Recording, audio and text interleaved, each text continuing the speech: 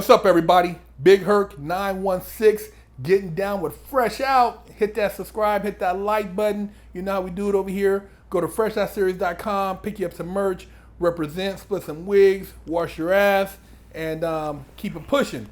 I'm here with the homie Leaford, man, and man, we go back over a decade, and we always have these really high-powered conversations. And I'm always thinking like, man, I wish I had a recorder so I can record this and play it back because I need to hear this conversation 2 or 3 times to get all the information out of it. But I have him here with me here today, and we've been chopping it up, so I want to share his story with you guys. Leaford, man, tell our audience a little bit about, you know, where you're from and how you grew up. All right, so pretty much I was born in Los Angeles. I was born at King Drew Hospital, King High School Hospital, what they call Killer King. and I spent my early childhood, part of it in Los Angeles and South Central. I lived in Watts. I lived in South Central, and it's crazy because the things I was seeing at that young age, man, like shit. By the time I was 8 years old, man, I've seen like 3 dead bodies. Damn. High speed chases, like for real, man. Like I was witnessing that stuff. So then my mother moved to the city. So hold on, let me pause you for a minute. So when people see, like, a lot of people grew up watching like Menace to Society, Boys in the Hood, it was really like back then in LA, man, it was a business. It was like it was going down. Bro, right? listen, I'm telling you, I was seeing too much stuff at an early age, and it had nothing to do with if my parents was trying to expose me to it. It was the environment. The environment was like that. I'm telling you, the Harley Davidson stuff, them was dope boys really coming through the hood. You know what I'm saying? Music banging. They coming down the back street doing 60, 70 miles an hour. Like, kids could get run over. You know what I'm saying? Like, for real, bro. Where I was growing up, it was gang infested. You know what I'm saying? Bloods, Crips. You know, my uncle was a D-boy. You know what I'm saying? Deep in the game. You know what I'm saying? Like for real. And that's what it was. I watched my auntie beat the police up in front of the house, and they slammed her and everything. I'm seeing this stuff at a young age. One of my uncles on Sherm, jumping all on top of the car. I got an uncle suffering from PTSD, went to the military. That Agent Orange shit came back crazy. Like, so this is what I'm seeing as a young kid, but I had a mother and father also.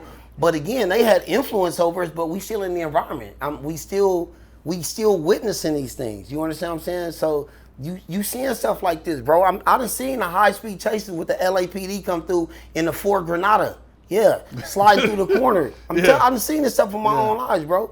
And this is real. This is my early childhood. I done seen 3 dead bodies by the time I was 8 years old. Facts, man. You know what I'm saying? One dude, I remember he had got shot. I heard him get shot. Me and my friends, we was like on some Boys in the Hood shit, like, look at that dude over there, for real, kids. We was little kids, man. Yeah. And then the ladies at OD, there was 2 dead bodies inside of this thing. And I was looking in there like, oh man, that's crazy, bro. Real talk. And that's just being a little boy. And at the time, you don't know what it do to you, but it does something to you. Well, you still look how you talk about it. It's vivid. You can see because it. And it does something to your psyche, you know. And I'm glad she moved it because I don't want to grow up in an environment where that stuff just become normal, where you just turned off. I don't want to be that. So we moved to the San Fernando Valley, the Sun Valley, in like 1985 or 86, and it was cooler. But you know, it's crazy because my mother, when we moved out here, we always kept hearing about this place, Pacoima. Like, stay away from Pacoima. That's all I knew. Yeah. It's like, we gonna stay away from that place. So we never really ventured off and went that way, because even when I moved to the Valley, we stayed going to Los Angeles every weekend. And when we was doing school stuff during the week, we had school, go to football practice, stuff like that. But we stayed going to Los Angeles. But then again, like I told you, my uncle, you know, was in the game a long time ago. My grandfather wound up getting killed in front of his house one night. And I think that was kind of like the catalyst that told my mother, you know what, I don't even want to be taking my kids down in that environment like that at all. And that's when we stopped kind of going there. But then just kind of playing sports and stuff, I started meeting dudes from like Pacoima. You grew up with them, and you know, a lot of them dudes we still friends to this day. But you know, Pacoima was like LA though. You know what I'm saying? Like, it was, that Pacoima was like LA full of bloods. And where I grew up in LA, it was like everything, man. Mexicans, Crips, it was like everybody was like literally on top of each other. Pacoima was that environment, you seen the blood stuff, but I never, to be honest with you, bro, I never was like infatuated with the gang stuff. Like, I mean, you grew up with them and stuff, like you grew up with like Bloods and Crips and things like that, but it never like was an intriguing thing to me. Like it was something I just kind of looked at from afar. It looked cool, but I knew the reality of it was I wasn't signing up for none of that stuff, man. Like that just wasn't in my thing. So I spent majority of my life in the San Fernando Valley between, you know, never lived in Pacoima, but was always around it, knew a lot of guys over there, lived in Sylmar. So I'm pretty much a Valley dude. I grew up in the San Fernando Valley. I went to high school over at Los Angeles Poly. I played football. Always kind of avoided a lot of, you know, the troubles. You think football kind of kept you out of the way too? No, I kept me out of trouble. Okay. Yeah, I kept me out of trouble. And when I say I kept me out of trouble, because I know tons of dudes that play football that still found a way to get in trouble, right? So even when you have those resources, sometimes you be so conditioned by the environment that you don't even exploit the resource in the right way. You just look at it as something recreational. I chose to leverage football in order to have an opportunity to go to school, to have an opportunity to leave the community or to leave the neighborhood. Were there any key moments though that you felt like that you were like, damn, you know, if you had went left at that time instead of right, it would have resulted in something different? Of course, I remember when I was, you know, freshman and I'm playing ball and I'm doing my sports thing, and then I'm seeing some you know, the D-boys and stuff, and I remember asking somebody, he said, man, you know, what are they doing, man? They're like, oh, they're drug dealers. I'm like, what are they selling? They selling, you know, rock or something. I'm like, damn, I wonder what, like, I want to be a D-boy. Like, oh, Mark, you don't want to be that.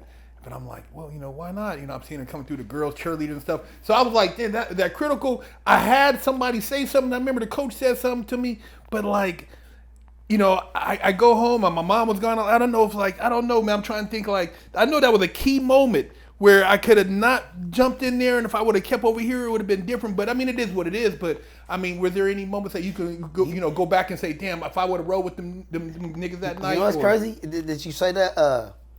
It's tons of those moments. But see, with me, bro, is because I always had the ability to live life vicariously through other people, right? And I've always had this ability, even when I was young, to think things out thoroughly, right? But we also had, man, some of the stuff looked intriguing. Money always looked intriguing, right? You like, oh man, the D-boy. I remember one night, this is real talk. One night, dude picked me up. It was me, my buddy Demetrius, rest in peace. He was, you know, they call me Blue. He say, Blue, man, we gonna go out to Malibu. I don't know what these dudes is gonna do. This is a real live story, man. It was two dudes. I remember one was the Blood, one was from EWF. And he said, man, we gonna go out to Malibu. I didn't know they was gonna rob nobody. This shit looked like, real talk, man, this shit looked like, it looked like a reenactment. Because I wasn't accustomed to doing no stuff like that, bro. So when they did it, it looked like it was slow motion. I'm like, what the fuck did I sign up for? Like, what are we doing? Like, and I'm young, man. I'm like 15, 16 years old. Anyway, man, we coming back through Malibu. I mean, they speeding everything. I'm thinking we about to die in the canyons. Have you ever been to Malibu? I'm like, bro, I told him, man, let me out the car, like on some, like, Ricky, man, let me up out of here. This is retarded to me, right? Boom, whatever. We get back to the house, man. That same night, when they dropped us off, that dude wound up killing this dude, shooting this dude in the back of the head. Damn. And he's still in jail. They watched him. They watched him, bro. And the gun that he shot the person with, he found in the car because we was in a stolen car. Right? So that's it. I'm out here just on, man, like we just riding out like having, these dudes was awesome. But here's the thing, you ready? Hey, they probably been doing that kind of stuff though, bro. I wasn't around. See, I've been around a lot of people that did stuff that I would have never thought they did because I wasn't with them when they did it. Cause you know, the one thing I can say about all the street dudes and hood dudes, I know they kind of, the ones that was really in it, they always like, man, Leaf ain't messing with that stuff. You know what I'm saying? I had people that try to put me in it, but most of them were like, man, Leaf ain't messing with that stuff. But that was a moment I definitely knew. I was like, nah, I'm cool. Because it's not about what you do, it's about how you deal with what you done, right? That's right. And a lot of these people, they do stuff, but then they don't want to go do no 100 years old. Like, you got to do your time like you did your crime. You feel me? And then your homies, that was your homies, make sure they still your homies when you go to jail. I never been from your gang, Brody, so, but now you in jail, you want me to give you the stamps? You want me to, what happened to your hood? But you know what's so crazy? Out of love, I still bless them anyway, dog. And I ain't from that gang, dog. But they loyalty is to their gangs. Their loyalty is to this, you know, this the hood shit. Yeah. Bro, check this out, man. The hood done washed up so many good people and don't nobody even care. It's like when you look at that Nipsey Hussle situation, And that was a bad situation because you seen the transition. You seen the change. Yeah, no, that's what made it. Yeah. That's what hit. You seen the change, yeah. and you seen it was genuine and it was authentic. But Nipsey Hussle died because of bad black culture. And somebody might want to argue me on that. If I'm wrong, how many other rappers then died after Nipsey? How many more black gangbangers then died after Nipsey? People mad at the dude that killed Nipsey Hussle, they created him. They created that guy, bro. They created it celebrating the behavior. That's not the first time he killed somebody, dude. Yeah, Eric Holder, yeah. You look at those things and it's sad, man, because we lose a lot of beautiful souls to reckless, emotionless, or impulsive people, man. And it's just not a good thing for us, man. You know, and I don't know who's gonna be watching this, but this is to you, to the benevolent gangbangers, to the, you know, can't stop, won't stop. Look at the effect, man, that you play, bro. Look at the roles that you play out here. It's a lot of people trying to mimic stuff that you guys talk about and do. And if you think it's to benefit us, I don't know, man. I don't see that being beneficial to us at all. I heard a gangbanger do one time, active gang member tell somebody they was a sellout because they was the police. I said, hold on a second, I'm lost, yo. So this dude that went to school, that chose to get in law enforcement is a sellout. But you actively out here trying to kill people that look like you every night, and you know, know the coldest part about it is that the girl was with him was like, I got a real one. Well, a lot of times men do things because of what women support.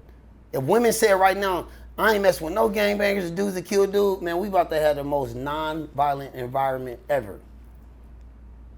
No, it's just like that's real talk, man. I mean, like you said, he is sellout, and all I can remember when I was growing up, the violence that once I got involved and I went from skateboarding to, you know, selling dope, man, it's everybody that I had aggressions against looked like me. I remember walking home from summer school one time after we had got into a fight with some dudes from another hood, and it was all on the news. The next day I'm walking home with two of my friends, and some dudes put up to me in a Hyundai in the backseat. Nigga said, "Nigga, what's up, blood?"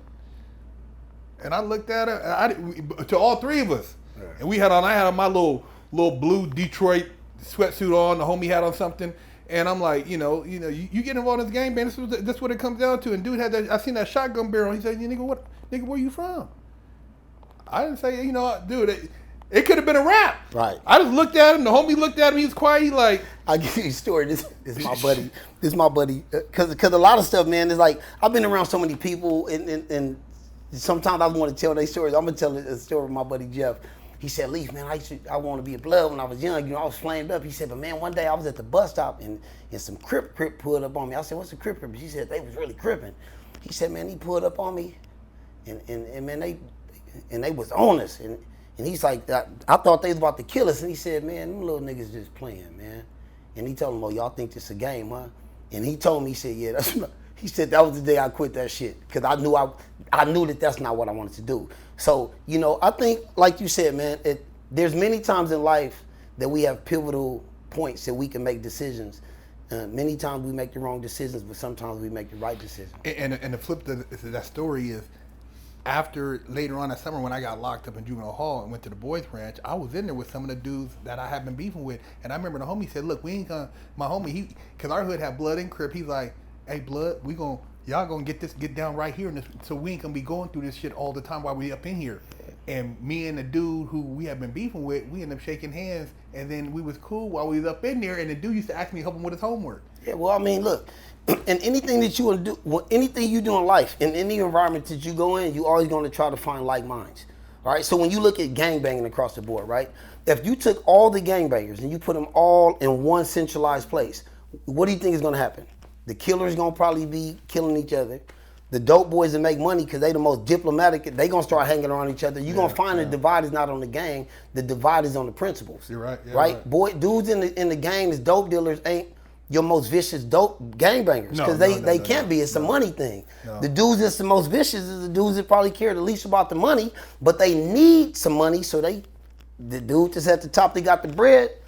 Yeah, you're gonna always see him with the homie right here because It's all like an army, bro. Well, dude told me too. The homie that I knew that was balling. He used to say, "Look," he said, "Man, you don't want to be a part of any of that. Get this money, man. You want to be able to make money. Money's across the board." He said, "You don't see me running around." He said he knew a lot of gang members, but he never gang. This dude was swallowed. He never gang banged. Yeah. He was about his bread. He stayed fly. He was one of the flyest dudes in school. He used to go. He never wore the same outfit. Right. He one of them type of dudes, Saucony's, Diodor's, Troop, Fila. Yeah, right. You know what I mean? I'm like, damn, dude, everybody would just watch. You're like, damn, how do you afford this in high school? I mean, but that's what it was back then. But yeah, I remember he said, man, look, you ain't. He said, look, I make money with everybody. Right. And he used to say that, man. But carry on, man. Because like I said, we got kind of sidetracked. But I know you got into sports, and that was a big thing in your life. So what happened was I wound up going to Valley College after high school. Took an atypical route. The grades and the SATs and ACTs didn't line up. Hey, whatever. That's an obstacle. Went to Valley, killed the Valley. The one thing I've been able to do is establish really great relationships in every environment that I went in, regardless of the environment. If I go in the environment, even if it's negative, I'm going to find somebody in there I could build a relationship with. So I went to Valley College, got to play football there, met some great people, and then I went to Washington State, which is probably one of the most pivotal points in my life, man. I got to build some great relationships with people at Washington State, and I still have them to this day. People just like, I mean, they surpass the label friend, right? And those people have been able to guide me in life too, man. But I think one of the most important things, though, that I must say that I had that a lot of people didn't have was, man, I got this mentor, bro, in high school. He was my high school football coach, Greg Campbell. I just saw him. Greg is like this. Greg is amazing. I mean, he is just the epitome of wealth to me. And I'm not talking about money. I'm talking about highly intelligent, integral, ethical, family man, great father. He's the epitome of what I believe in that we should aspire to be as men. And this is not. And I'll say this to not diminish what my father was, because I got a lot of these tools from my father. And being in that family structure, my father was hardworking, did a lot of things, always supported me. I tell people, my father, I know, loved me to death and probably told me he loved me 2 times, but I knew it because of how he displayed it. So Greg Campbell and my father, there is no comparison. There's just differences. You understand what I'm saying? But my father and my mother allowed him into my life with no chaos, no competition. Hey man, help my son. It was at this time I seen that I started to get exponential growth and opportunity and stuff, because he was just at a different level than them economically. He had been through some different stuff. And man, he just played such a major role in my life. I know for sure that solidified, okay, Leaf, you're doing some of the right things. Because I was already heading in the right direction. But you can be headed in the right direction with no destination, bro. Sometimes you can just be out there driving, you know what I'm saying? But Greg told me this. This is something he told me. He said, Leaford, you got to have a destination in life. He's also the one that always nailed in my head exit strategy. He said, think about it like this. You want to get off on Sherman Way, or you want to get off on exit 25. That's where you want to go. He said, but ain't nobody on the freeway and you driving. He said, if you drive past exit 25, I'm a question the kind of man you are. Right? You go to your destination in life. You don't just take advantage or take opportunity because it's there. Because you're going to wind up being somewhere or doing something you don't want to do, and you won't be prepared for it. You were prepared to get off on exit 25. Get off.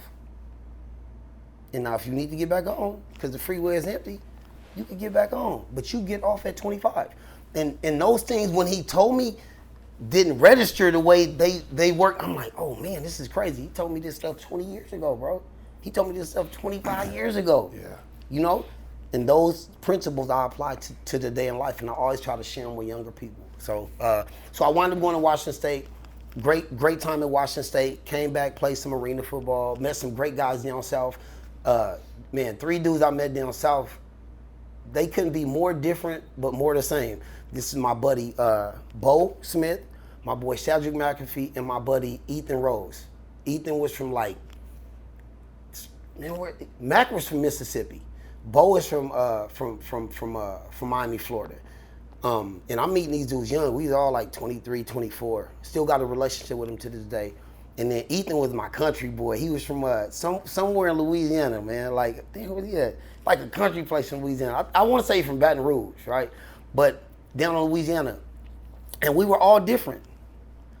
But it was just something about our relationship there, man. It was just an amazing. I still talk to these dudes to this day. Bowden trained everybody, all kind of receivers and stuff in the NFL. Shadrack McAfee, when it come to, he probably one of the smartest people literally I've ever met in my life. And then Ethan was just this dude that was our age, but he was like way more grown because he had like 3 kids. He had already had like 3 kids and was married and everything. Like, I'm like, man, this is like our big homie, but he our age. You know what I'm saying? And those relationships and listening to those stories, because my buddy Bo went to jail at a young age for undesirable crime. You know what I'm saying? And I won't mention, but so he was already like ahead of me in that capacity. I'm looking at how I'm benefiting from these relationships, but little did I know on how they benefited from the relationship with me, and they tell me it today, right? And then Mac was like, he was like a conduit between all of us. He was like, I don't know, this dude, you could just kind of put him anywhere, in a sense, very bright guy. And I think he was kind of like a mixture, you know, he's like a mixture, really wise guy. Bo was the one that was off the hook.